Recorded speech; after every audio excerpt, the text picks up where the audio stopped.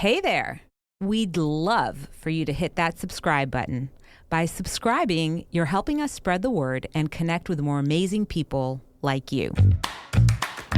Welcome to We Be Parents, where parent doctors Matthew Letterman and Alona Pulday explore current parenting topics, share stories, and help bring families closer together.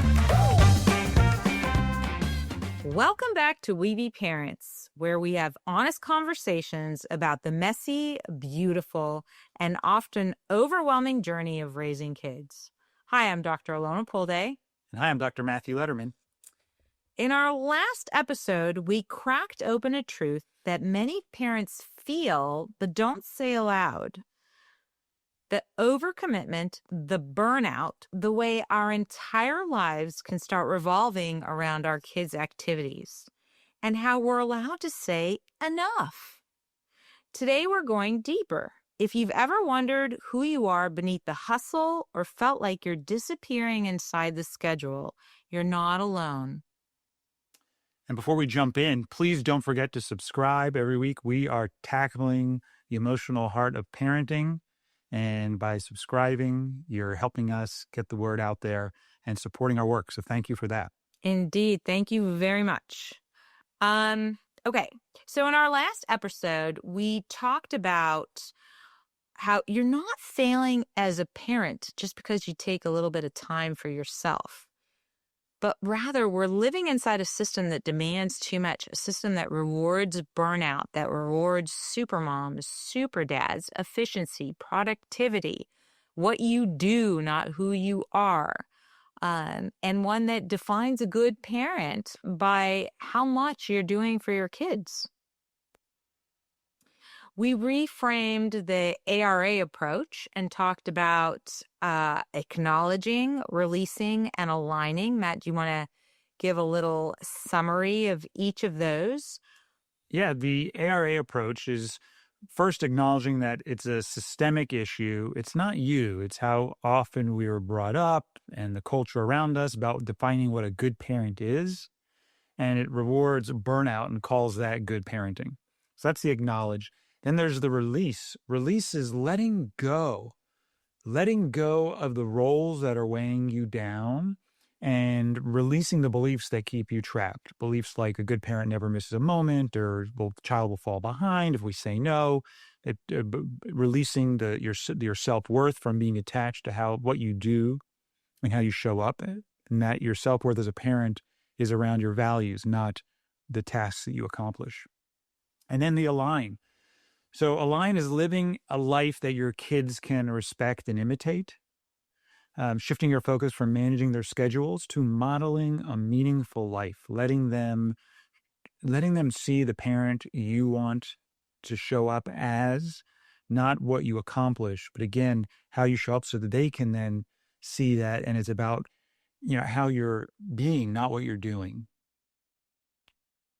I love that. Yeah. And really this approach is a mindset shift, one that can really help parents almost give them permission to step off the hamster wheel and reclaim their life, their purpose, their relationship, their partnership. So we invited the audience to do something counterintuitive, to let go of expectations, societal expectations, expectations of themselves, and even the expectations of their children, and really kind of find that balance between caring for children and caring for themselves and caring for their partnership. Yeah, and letting go of the idea of perfection as even a possible outcome. Letting go of pressure, letting go of the belief that exhaustion equals love, and that if you have more gas in the tank, you should use it, and that the only time you can take a break is when you're physically unable to do more. Correct. And today we're going to hear stories, some from families who have successfully implemented the ARA and what they're sharing, and then from those who are still struggling to find that balance. Headlines and Heartlines. So let's start with the headlines and heartlines. I like these, the real, emotional, empowering stories that show you what it looks like to live and break free of this trap of overcommitment in this case. Yeah. From burnout to boundaries. This is number one? Story number one. Yeah, Yes. let's do it. Melissa was at every game, every tournament, every fundraiser until one Saturday she had a panic attack in the car before a match. That was her wake-up call. Instead of quitting cold turkey, she started making one change a week, trading carpools, saying no to optional events, claiming her Sunday mornings back. The guilt didn't disappear overnight, but the fog did. Now she cheers when she can and rests when she needs. And I love that last portion. She cheers when she can because she rested when she needed to. And so many of us find that in not resting when we need to, it's so hard to cheer. That Melissa stopped waiting for life to collapse as her director of what she does and doesn't do. When you listen to the whispers before they come screams, magic happens in your life. And you get to really not only enjoy your life more, but enjoy watching your kids experience their own life more versus you have sacrificed so much of yourself that then there's resentment that the kids are living this amazing life and here you are driving them around for it. You live vicariously through them and forget to live yourself. Yeah, as long as they have an amazing life, I'll worry about mine when they're off in college. Yes. If you make it that far, it's to me, this is the acknowledge and the release in action. Acknowledging her breaking point, releasing the myth that presence means perfection, and it's so empowering when you start doing that. And it's not that she stopped supporting her children, but just making that new space is just fantastic. Just deciding that, hey, I'm going to set an intention to care for my needs too. There's all this energy in you. There's all these parts of you that have been screaming for attention and support. There's little kids inside all of us that want to be cared for too. Yes. So success story number 2. I love this one. The couple who reclaimed their marriage. So Tom and Vanessa hadn't had a real conversation in months. Their lives revolved around their daughter's competitive dance schedule. One night they looked at each other and realized they'd become glorified Uber driver, Uber dad. So they did something wild. They booked a hotel one town over and left grandma in charge. That one night turned into a new rhythm, monthly check-ins, a no dance, talk, dinner rule, and eventually date nights again.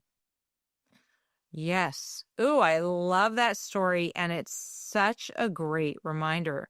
They didn't wait for their daughter to need less. They decided they needed more. And they took that permission to protect their partnership. And I think that's so important. And I really believe that kids thrive when marriages thrive. Exactly. Your kids will thrive when your connection thrives. Yes. So if you've been listening to us for a while, we get a lot of questions about what to do in tricky parenting or relationship moments. Yeah, and if I'm being real, I'm asking Alona those same questions all the time. I get into those same tricky moments as everybody else does. And as much as we wish we could be there for each other in those exact moments, we just can't always be. Yeah, that's why we partnered with the amazing team at Connectin to create something we truly believe in, an AI coach called Amari. And we didn't just lend our names, we helped build it and train it and brought in everything we've learned about emotional healing, connection, and communication. Yeah, we spent years training and learning, and we've created Amari, who is so calm and grounded, listens deeply and responds with warmth, clarity, and compassion. There's no judgment, no reactivity. In fact, we tasked our children with trying to get Amari reactive, and they still haven't succeeded. It's just steady support when you need it most. We use it ourselves all the time, especially when we feel stuck or overwhelmed.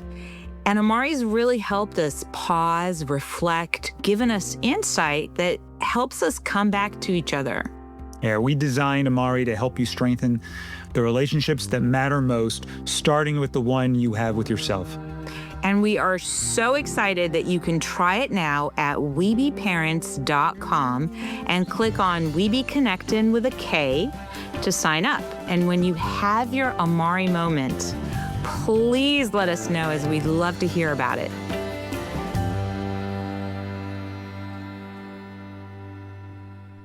So I like we started with the success stories. We'll jump into some challenge stories.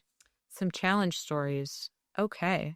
Our first challenge story. I don't know who I am anymore. Boy, can I relate to that. Samantha wrote in to tell us, I haven't read a book for myself in over a year. I used to love painting, hiking, writing, but now every waking moment belongs to my kids' schedules. And the scary part, I'm not even sure what I'd do if I had free time. It's amazing how often I see that in talking to parents or coaching parents. There are a lot of complaints around being so busy and immersed in their children's schedules, but when you ask them, well, what would you do with your free time? I don't know. Or they go on a date night and they talk about the kids' schedules. So I love that Tom and Vanessa, it was a no dance dinner. There was no dance talk during their dinner. They're not sharing celebrations about their daughter when their daughter isn't there, and they have an opportunity to focus on each other. And that is where that really amplifies how our identities get lost in these experiences where we do live for our children. Yeah, and one of the key ingredients for depression is not knowing what your needs are. So it's so important to know what your needs are, what excites you, what interests you. And then it's important as well to start taking action to meet some of those needs. But the first step is even knowing what those are. And so many people we work with, when you ask them, what are your needs? They can't tell you. What would you love? Oof. Can I think they need permission to even think that way? Right. One is connecting to their own needs. Then it's turning off the inner critic that is guilting them or shaming them. How could you do that? How could you choose yourself over your children? It's selfish to have needs. Now, why did you have children if you're not going to prioritize them Yeah. And at then every moment? Yeah. And then a lot of us had parents that didn't support us in the way we want. So we go to the extreme to not be like them. And we wind up hurting ourselves and ultimately hurting our children when we show up in that way. Yes. All with good intention. And we model that same pathway for them. They don't learn balance. They don't learn to connect to their own needs. They don't learn what it means to care, have their needs met and have care for themselves, but also care for others in a relationship. Yeah, it's just so important. And it's a little counterintuitive, but it's just so important. I'm working with some parents now, and this one couple, they so want to just be there and be the everything for their young child. And the child has essentially learned that I can get what I want. I don't have to listen to what they have to say. They're going to be there all the time. Even when they say they're not going to do something, they're going to wind up doing it anyway. And then they wonder why the child is showing up that way. And I'm like, based on your actions, that's what they've learned. So if you want the child to show up differently, which I believe is very important, if you want them to be a successful member of society, then you got to show up differently. It doesn't matter what you say. It matters what you model. Oh, I found myself in that situation oh so often where I think, I hear my jackal judgments. My kids are so entitled. How do they go around thinking that they're the only thing that matters in this world? And then I think, well, that's how I'm raising it, to think they're the only thing that matters in this world. And so the opportunity is really mine as well as theirs. And part of that is modeling to them something different. But it's uncomfortable at the beginning, as I imagine it would be for Samantha. It's uncomfortable to create boundaries when boundaries didn't exist before. Exactly. And for Samantha, I would say it's not about doing another activity. That's the next step. It's silence, it's stillness, it's a small reclaiming of the self. Get back to yourself. Even 15 minutes can make a huge difference because we go through the day, and then at the end of the day, can you say, hey, did I take time for myself? And to be able to remember that 15-minute break at the end of the day is so important. And I think most parents have asked themselves, they get to the end of the day and they're just exhausted and thanking God that they made it through the day. Now imagine if you could reflect, and if maybe that's a challenge for people, including Samantha. Can you, at the end of every night, remember at least one 15-minute break where you were still and silent and not worried about accomplishing anything and just checking in with your body and your heart, and remember that for every day. And at the end of the day, remind yourself what that was like. And I like the idea of, if it's available to you, to get creative around strategies to meet the needs. Sometimes it's hard to let go of all the activities that the kids are involved in.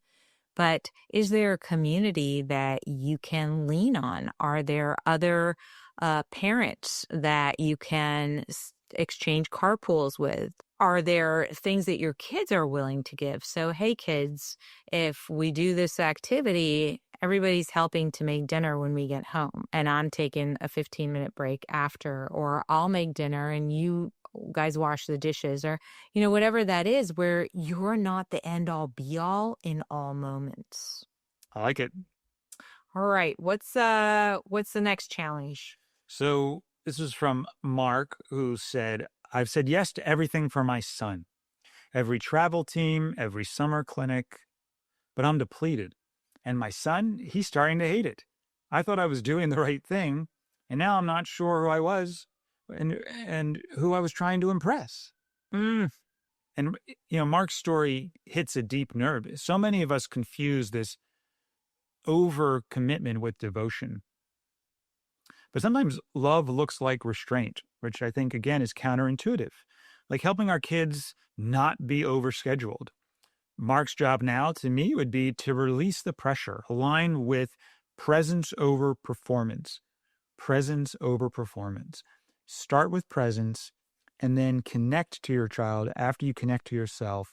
Care for each other, identify needs, and then make sure whatever strategies you pursue are holding all of those needs, not some at the expense of others. That's a really important cost that I don't think that we addressed in our last episode either, but this is a really important one, that in your desire to overcommit and be everything for your children, you're overcommitting your children and they don't like it. I was remembering a friend whose child was in soccer. And life became soccer to the point the girl really loved it at the beginning. And by the end, there were tournaments and games, and she was on 2 leagues, and she started hating soccer. She didn't want to do it anymore. And that was not a result of not liking the sport, but of being overcommitted to it. So that's a really important cost to keep in mind as well. We have some additional letters from our listeners. And letters from our listeners is more questions versus these stories, which I always enjoy starting with the stories to get some of the pleasant celebrations and also some of the challenges just so we can relate. Yeah, and some of the learnings and opportunities that we still have. Have you had any experiences this past week or two? So yeah, just recently I had that episode with Kylie where, she's already committing to so many activities and then she wanted one more. And finding myself getting mad at her for even asking in a way that I'm going to have to say no. And now I'm the bad guy. I'm falling short. So absolutely. Yeah, that's the challenge for me when there are little requests that seem reasonable and saying no before I've run out of gas. To be able to say, oh, you know what, even something, this is not activities, but at night there's this, what about this? And just this, and can you just do that? And what about this? And now I go in and I tell them how many just one more things I have left in me. I'll say, okay, I got 3. Can you just do this? And then I'm like, at that point, I don't want to do any more, even if the 4th one is super easy. So we sort of set and manage the expectations around it. That's been helpful for me.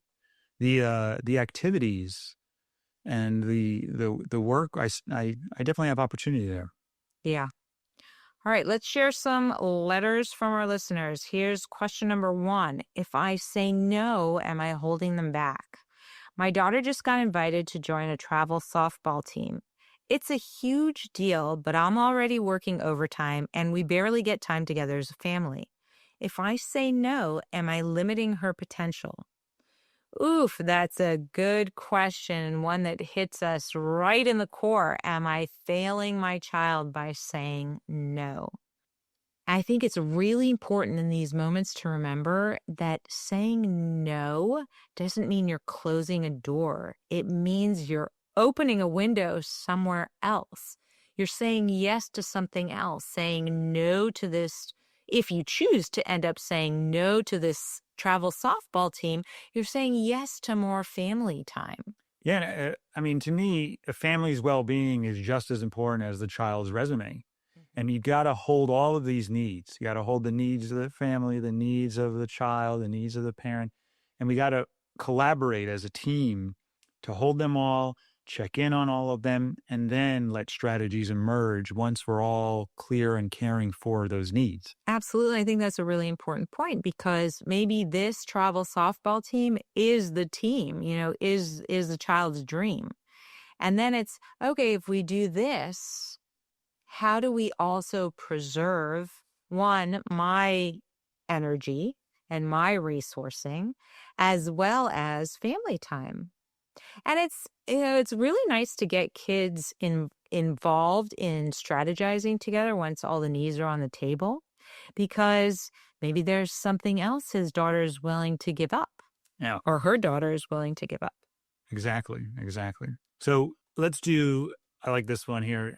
How do I reconnect with myself? Mm. And that was hard. I remember play and fun. I have this industrious sort of personality type, and I want to get things done and be Just one thing? exactly. I like to get a lot of stuff done. I like to be productive. I was like, All at the same time. all at the same time. Play is a waste of productivity time. And that was really hard for me. So how do I reconnect with myself and what do I like? And I know you were pushing me for a long time, and it's been such a wonderful gift, doing something like improv where there's no reason to be doing this. It's not productive. It's not accomplishing anything. And at the same time, it's really filled me up and fueled me and provided something that I think for people who have this industrious pattern or personality type don't connect to. So it's hard for them to value it until you compare the before and after. Mm-hmm. So for this one, how do I reconnect with myself? I was asking myself that too. Hey, how do I get back to the ground there around the play? And they wrote, I honestly don't know what I like anymore. My whole identity is mom of 3. I wouldn't even know where to start if I wanted something just for me. And this is such a common challenge. Who am I? Other than the person that makes dinner and cares for the house and takes care of the kids, or the person that works outside the home and provides financial security and helps take care of the kids. But how do you reconnect with yourself? Who are you? What do you value? What are your intentions? What do you love? And to me, it's start remembering. I remember starting to think, what did I like as a kid? I loved joking around and playing and humor and making up stories and writing. So really connect. And if you can't think as an adult anymore because you've lost touch with it, try to remember as a kid what you liked. So start remembering instead of just trying to reinvent right from the start. What did you love? Try one thing this week that's not for the kids, even if it feels awkward. Try one thing. I know that was hard for me with the improv and leaving at night. And there was 2 nights where I wasn't helping put them to bed. I wasn't, they were like, Dad, you're leaving us Again? I know. Yeah. And I was like, yeah, I'm leaving you. And, but it still struck a little bit like it was a little hard. It's like, no, maybe I should try and fit it in during the day when they're in school. So again, try one thing, just start playing with how that feels. And then rebuilding identity is not selfish. It's very important to remember that. It's not selfish. It's essential. Who you are, that has nothing to do with your children, is important to rebuild. Not just for you, but to model for your children. So yes, in our last episode, I was commenting on how for the very first time, I recognized the value of some parents choosing to go by their name, not mom or dad. And I didn't understand it until just that episode, thinking, wow, yeah, that is then who I define myself as, their mom, and who they see me as. I'm mom. What's beyond mom? Nothing. She's just mom. It's just mom. Yeah. And your kids need to see who you are.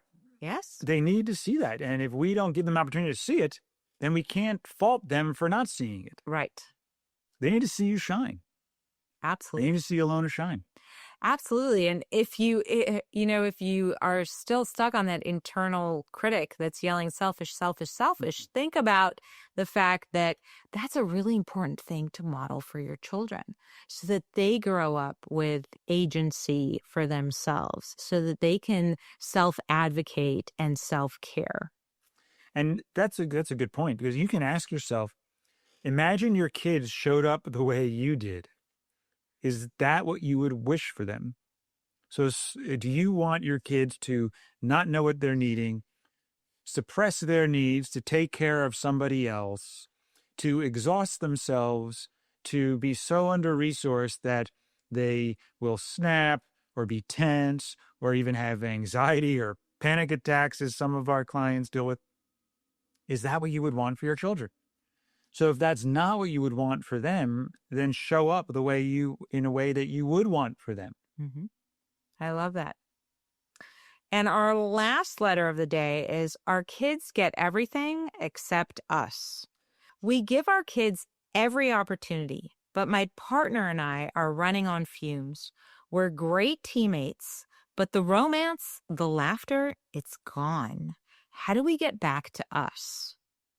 What a great question. And I think this happens a lot, even if it's not in our awareness. We become transactional. We become really teammates. I love that word, because that's what it is. We're on a team kind of taking care of these kids together, but what is between us is really sacrificed and lost. I think in these situations, starting small is really important.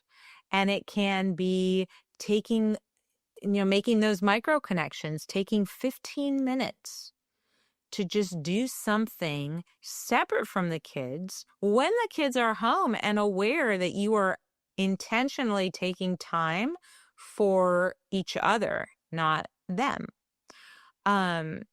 A no phone dinner, taking a walk around the block, sitting outside and watching a sunset. It doesn't have to be lengthy or big, or it doesn't even have to involve leaving the home. Yeah, that's one of my favorite things that you and I do, is just go for a walk. Mm-hmm. And taking that time without the kids, which sometimes offends them if we tell them we'd like this to be alone. But again, with care, and we explain the yes behind the no, because we do a lot of walks with them. But you and me just getting to connect. Or sometimes the other day we just sat on a bench and held hands and looked out at people. And it was just 20 or 30 minutes of silent time together. But, our energies were commingling. Yes. And really, really nurturing and fueling. Absolutely. And it's true. Our kids may not like it. It's going to be a stretch for them at the beginning when they're not used to having that boundary of, yeah, you know what? It's not just all about you. I am going to not only take time for myself, but take time for my partnership. And it will be uncomfortable until it gets comfortable, and until it becomes the norm. And it's not even that long. Like, it doesn't take that much time. I think we sometimes mistake, like, oh, we got to find time to go on this long date. it doesn't take that much time for you and me to sit outside for 20 minutes and just people watch for a little bit on a bench or to go for a 30-minute walk. It's not that much. It really doesn't. It's not so much it takes time, it takes intentionality. Yeah. Yeah. I remember when you first started doing improv and the girls would complain, Dad's gone again. He's going to be gone again. And now when they see the benefit, when they see how excited you are, when you share your stories and bring home games that you play that we can all play as a family, they are now seeing the value of that time and space for yourself. And they're excited for you to go and do that. Yeah. No, I love that. So it's also hanging in there and being patient that when you change a process, it's going to come as a jolt to the family until it's not. Yeah, it's like just because you stop doing something else, if you're replacing doing, adding it with this other thing, it's not like it's just you're not just taking away from the family, you're also adding. So you got to see how that new thing impacts the family, and often it's this positive ripple. Mm-hmm. Yeah, I love that. And then you're showing your kids what real love looks like in motion, not just management. It's like this is love, this is care for everybody. Yeah. And I know you mentioned that, growing up in a household where you didn't see much of that. And so a relationship meant being a teammate or co-parenting. When I grew up in a house where my parents, there was a lot of love between them, but the priority was still the children. And my dad had that same philosophy of, oh yeah, I'll take my time when I retire. And he never made it to retirement. So, that was a significant cost that hopefully most people will not experience. But even getting lost, there's the other side of it. Once our kids go do their own thing and we're in retirement, we don't even know how to define ourselves. We get depressed because our whole identity is gone. And a lot of people's identity is their work and their role as parents. Mm-hmm. And they've waited so long and lost all of this connection to themselves that often they'll go back to working or helping care for other people's kids, or they start caring for grandkids. They don't know what else to do. Just one last thing. Your worth isn't measured in miles driven or events attended. It's measured in presence, in peace, and how fully you are living your own life. You don't owe your kids everything. You owe them you, fully alive, fully present, and fully human. Wow, I love that. Your worth is measured in your presence, not the events that you attend. Yes. Yes. Yes, I always remember PLAE, standing for, the P is for presence, the LA is loving attention, and the E is empathy. If I'm not sure what to do with the kids, PLAE or play, present, give them loving attention and empathy. Your experiences and feedback are invaluable to us. Please email us at parents@webetogether.com with your own cheers and tears, as well as any questions or stories you'd like to share. And we'd love for you to hit that subscribe button. Bye for now.